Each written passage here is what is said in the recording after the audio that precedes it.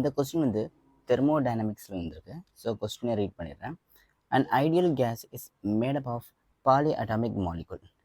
Each of the molecule has 3 translation degrees of freedom, 3 rotational, and f number of vibration modes. So முக்கியமான வார்த்தை, it's a vibration modes. If the ratio of heat capacity Cp by Cv of the gas is 8/7, the value of F கேட்குறாங்க. அப்போ அவங்க கேட்குறது how many are the number of vibration modes.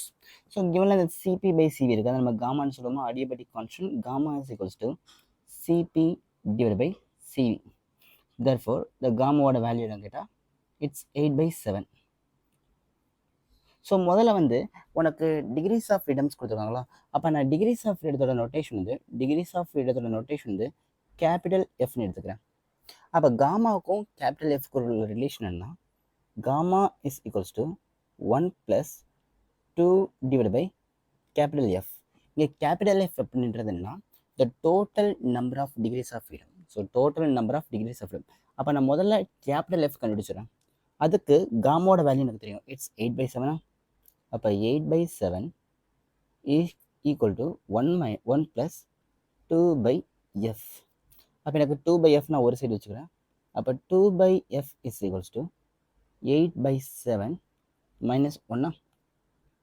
So அப்போ 2/f is equals to 8/7 minus 1. அது 8 - 7 divided by 7 இருக்கும், which is equals to 1/7. So cross multiply பண்ணுறேன். அப்போ cross multiply பண்ணால் இந்த 7 இந்த 2ஓட மல்டிப்ளை ஆகும், இந்த எஃப் 1ஓட மல்டிப்ளை ஆகும். அப்படி பண்ணும்போது எனக்கு டோட்டல் டிகிரிஸ் ஆஃப் ஃப்ரீடம் எவ்வளோ இருக்குன்னு கேட்டால் இட்ஸ் 14 வருது. அப்போ மொத்தமாக எனக்கு 14 டிகிரிஸ் ஆஃப் ஃப்ரீடம் இருக்குது.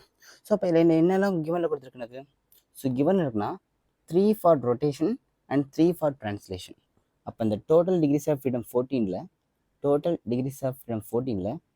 3 வந்து எதுக்குன்னா translational degrees of freedom. So it's translational degrees of freedom வந்து 3 இருக்குது. நெக்ஸ்ட்டு 3 வந்து யாருன்னு கேட்டால் rotational. So rotational degrees of freedom வந்து இருக்குது. அப்போ 3 ரொட்டேஷனுக்கு 3 போயிடுச்சு, ட்ரான்ஸ்லேஷனுக்கு 3 போயிடுச்சு. அப்போ ரிமைனிங் இருக்கிற 8 வந்து வைப்ரேஷனாக இருக்கும். அப்போ ரிமைனிங் இருக்கிற 8 எதுன்னு கேட்டால் அது vibrational degrees of freedom. So it's vibrational degrees of freedom.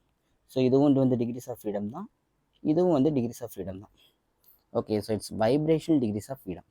ஆனால் நம்ம கேட்டிருக்கிறது number of vibration degrees of freedom கேட்கல, நம்ம கேட்டிருக்கிறது number of vibration modes. So என்ன கேட்பாங்கன்னா ஈச் வைப்ரேஷன் மோட்ஸ் ஒரு தியரி இருக்குது. அதுனா each vibrational modes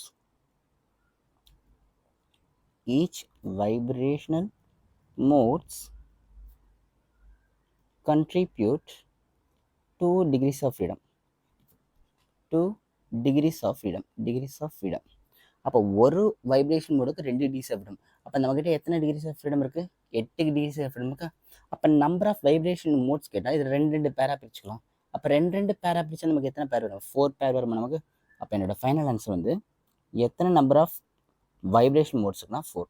so 4 number of vibration modes.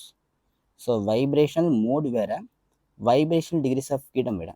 நமக்கு தேவை வைப்ரேஷன் மோட்ஸ் தான். அப்போ டோட்டல் கவுண்ட் எவ்வளோ கேட்டால் இட்ஸ் 4. ஸோ அப்படி பார்க்கும்போது தேர்ட் ஆப்ஷன் நமக்கு கரெக்டான ஆன்சராக இருக்கும்.